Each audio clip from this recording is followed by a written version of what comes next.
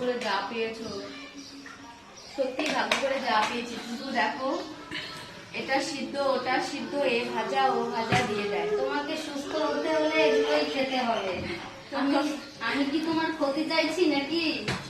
তোমার ভালোর জন্যই এগুলো খাওয়াচ্ছি। আমার এগুলো খেতে ইচ্ছে করছে না।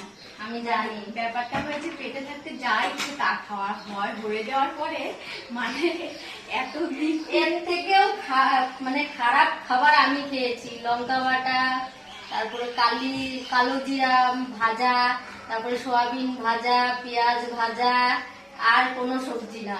তাও ওকে তো মাছ, কলা বা এটা ওটা ভাজা, ডাল সিদ্ধ, ডাল, ঝোলটা একটু দিতে বারণ করেছে, বেশি ঝোল দেওয়া যাবে না, এর জন্য। আজকে হচ্ছে কলা দিয়ে শিং মাছ দিয়ে রান্না হয়েছে। দাদা, আমার রান্নাঘরে কাজ আছে। 9:30 পর্যন্ত বাজে আমার খাওয়া কমপ্লিট হয়ে যাবে, 10টা বাজে। তো চলো, টাটা।